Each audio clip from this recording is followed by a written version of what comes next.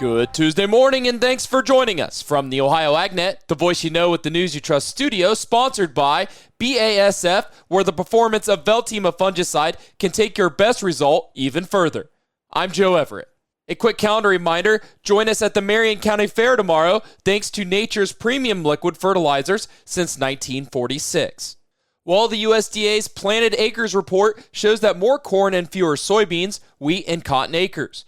Corn planted in areas estimated at 95.2 million acres in 2025, up by 5%, or 4.61 million acres from 2024. That's the third highest planted acres in the United States since 1944. The area harvested for grain is expected to be 5% higher than last year at 86.8 million acres. Soybean planted area for 2025 is estimated at 83.4 million acres, down 4% from last year. The all wheat planted area this year is estimated at 45.5 million acres, down 1% from 2024. The winter wheat planted area is at 33.3 million acres, is down less than 1% from last year, but up slightly from the prior estimate. Well, now let's take a look at the latest numbers from the Ohio Crop Progress Report, and that is sponsored by Unleaded 88. Save on fuel with the blue handle. Fill up with Unleaded 88. Discover more at ohiocornandwheat.org. Starting with the national numbers, corn silking was pegged at 8%. That's 2 percentage points behind of last year's 10%, but 2 percentage points ahead of the 5-year average of 6%. As for its crop condition, 73% of the crop was in good to excellent condition, up 3 points from 70% the previous week, and 6 points ahead of last year's 67%. As we look to soybeans, 94% of the soybeans had emerged as of Sunday. That's consistent with last year, but 1 point behind the 5-year average of 95%. Soybeans blooming were pegged at 17%. That is 1 point behind last year's 18%, but 1 point ahead of the 5-year average of 16%. Soybean setting pods were estimated at 3%, also equal to last year, and up 1 point from the 5-year average of 2%. As for its crop condition, estimated that 66% of the soybeans were in good to excellent condition, unchanged from the previous week, and 1 point below 67% last year. As we turn to winter wheat, harvest maintained a steady pace last week, moving ahead 18 percentage points to reach 37% complete nationwide as of Sunday. That is 15 points behind last year's 52% and 5 points behind the 5-year average pace of 42%. As for its crop condition, 48% of the crop remaining in the fields was rated good to excellent condition, down 1 point from 49% the previous week and 3 points below from 51% a year ago. Now looking at your numbers from the Buckeye State, corn silking was pegged at 2% this week. That's 1 point ahead of the 5-year average.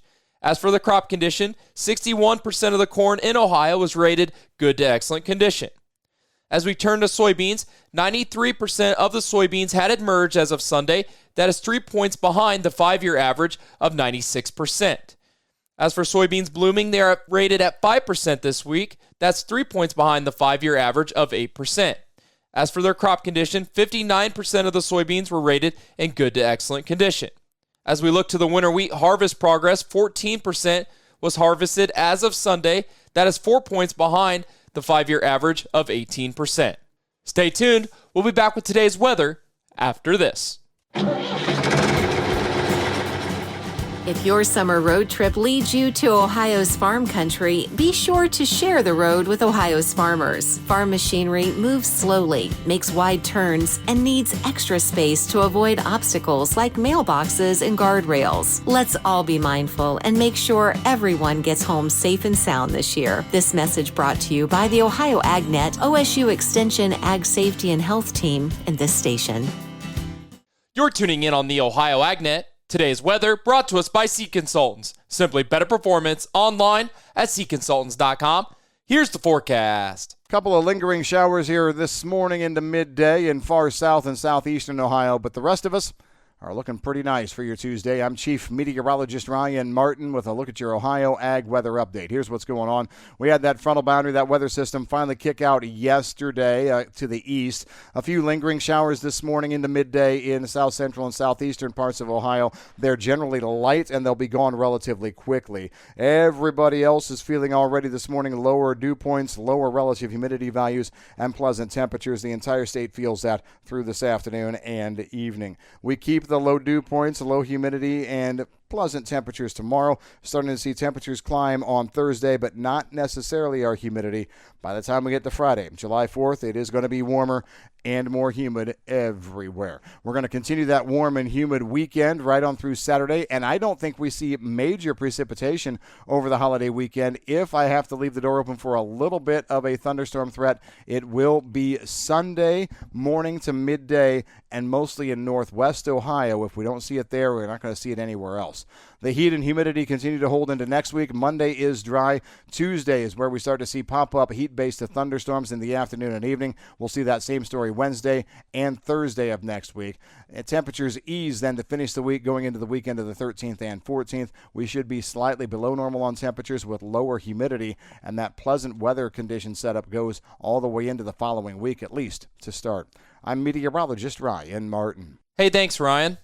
Well, the USDA's grain stocks report shows less corn and more soybeans and wheat in storage.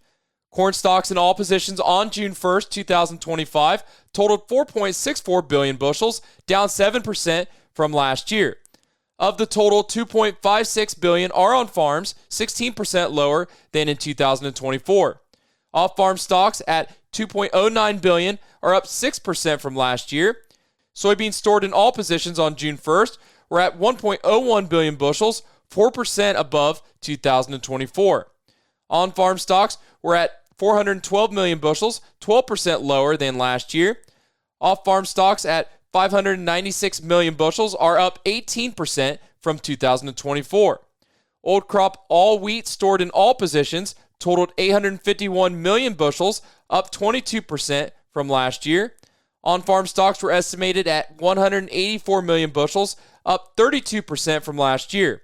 Off-farm stocks at 667 million bushels are 20% higher than last year. Well, the House was ready for a rare July 4th holiday session as the Senate wrapped up action on the president's sweeping tax, border security, defense, and farm budget, Trump's so-called Big Beautiful Bill. House leadership told members to return from their week holiday recess and be prepared for votes Wednesday to try to meet the GOP's self-imposed July 4th deadline. That as the Senate wound down days of debate and votes on its version of the president's massive tax bill that also includes long-sought safety net updates to the 2018 Farm Bill. On the tax side, Finance Chair Mike Crapo of Idaho had this. This bill makes the 20% small business deduction permanent, enabling job creation and spurring local economic activity.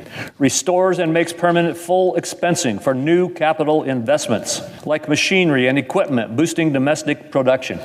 But Democrats ignored those arguments, stressed GOP divisions over Medicaid cuts and deficit spending, and broadened the debate to other Trump policies. Top Ag Democrat Amy Klobuchar.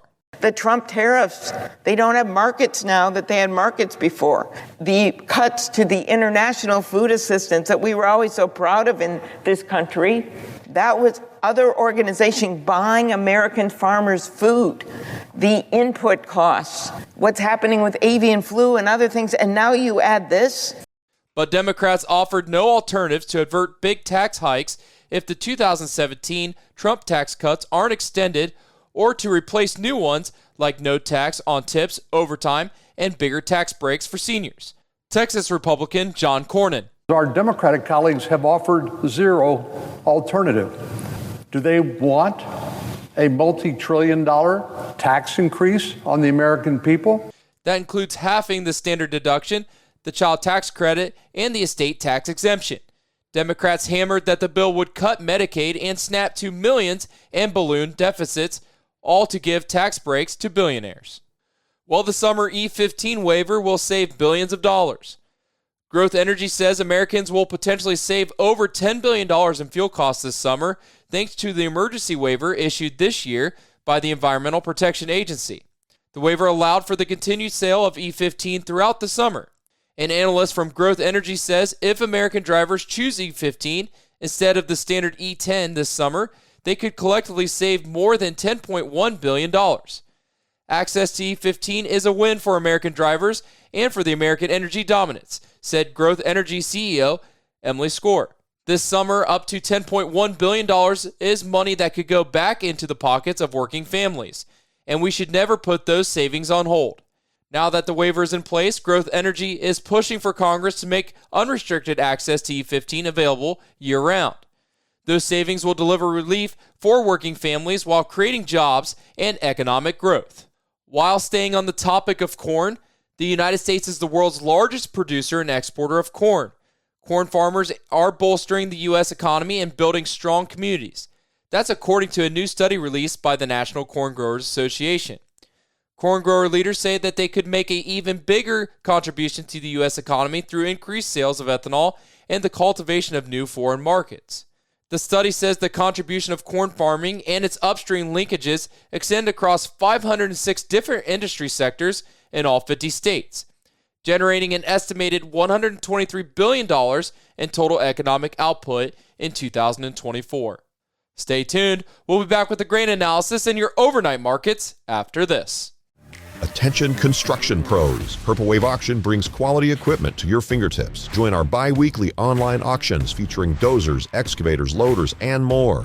We provide detailed listings, photos, and seller contact info. Inspect online or in person. With our no reserve policy, every item sells to the highest bidder. Visit purplewave.com today and see why informed builders choose Purple Wave. Transparent processes, real deals. Your next great purchase awaits. purplewave.com. It's now time for today's market analysis, which is brought to you by the Louis Dreyfus Company, excited to be building the newest state-of-the-art soybean crush facility in Upper Sandusky, Ohio. Call 574-566-2113 for information on soybean marketing to LDC. Here's Ryan Martin. Grain markets finished the Monday session mixed overall. We were slightly stronger in the bean complex for bean meal, bean oil, and the new crop of soybeans. Meanwhile, corn and wheat were lower outside of the nearby July contract, which we are getting ready to move into the delivery window. First notice day happening on Monday. The big story for the Monday trading round was the USDA set of reports. And let me tell you, with as much hype as the reports got going in, this was an absolute snooze fest, boring from beginning to end. USDA overall did not really drift much from the prospective plantings report numbers that came out back in March. Very little change there overall. Corn seedings put to 95.2 million acres and beans down to 83.4. Any statistical surprises are going to be kicked down the road here with the June stocks totals. That's where we did see a little bit of change. Wheat ending stocks were increased by 10 million bushels from the June WASDE report up to 851. Meanwhile, the corn stocks were forecast at 4.644 billion bushels, down last year. But we're also seeing this is a fairly interesting story on the soybean side, as the trade came in with the soybean stocks number at just over a billion bushels, 1.008 billion. That was above the trade guess and called the market slightly bearish, at least on the old crop side. Now, the planted acres total, everything that gets planted here in the United States, dropped by 300,000 acres from last year. The big gain in cropped area was hay, which rose by 1.23 million acres from the March forecast. Cotton acres rose by 250,000 acres. Oats, there's 110,000 more acres of oats across the countryside. So very interesting numbers here in the report yesterday, but when it's all said and done, in the big ones, corn, beans, and wheat, nothing surprising, nothing that got the market too super excited. And now we move through the rest of summer looking only at trade, which we have some bad news on that. That's coming up. I'm Ryan Martin. Hey, thanks, Ryan. Now looking at your overnight trade brought to us by Seed Consultants. Simply better performance online at seedconsultants.com. July corn, $4.18.5, down 2 cents. December new crop corn, $4.21.25, down 4.25. July soybeans, $10.18.25, down 6 cents. November soybeans, $10.23.5, down 3.5. July wheat, $5.27, down 1 3/4. Now looking at livestock from yesterday's close, August live cattle, $213.87, up 57 cents. July lean hogs, $110.10, down $3.15. August lean hogs, $107.50, down $2.77. And September feeder cattle, $310.62, up $2.72. Thanks for joining us. This is the Ohio AgNet.